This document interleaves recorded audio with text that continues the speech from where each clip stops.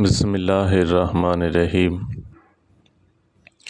حضرت سیدنا عبداللہ بن مسعود سے مروی ہے، وہ فرماتے ہیں میں نے سنا ہے نبی کریم صلی اللہ علیہ وسلم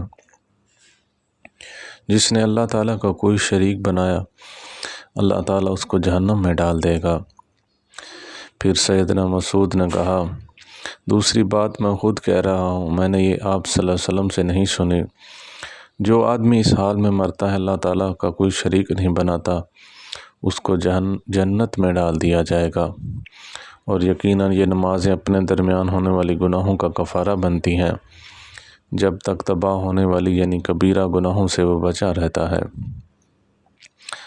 عامر بن سعد ابی وقاص رضی اللہ تعالیٰ عنہ سے روایت ہے، وہ فرماتے ہیں میں نے سیدنا سعد اور صحابہ کرام میں سے کچھ مزید لوگوں سے بھی سنا، وہ فرماتے تھے نبی کریم صلی اللہ علیہ وسلم کے زمانے میں دو بھائی تھے، ان میں سے ایک دوسرے سے افضل تھا، وہ فوت ہو گیا۔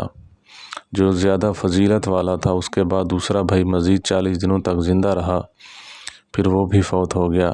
لیکن جب رسول اللہ صلی اللہ علیہ وسلم کے لیے پہلے فوت ہونے والے کی دوسرے پر فضیلت کو ذکر کیا گیا تو آپ صلی اللہ علیہ وسلم نے فرمایا کیا دوسرے نے 40 روز نمازیں نہیں پڑھیں؟ صحابہ نے کہا جی کیوں نہیں، اللہ کے رسول اس پر کوئی اعتراض نہیں، یعنی وہ آدمی اچھا ہی تھا۔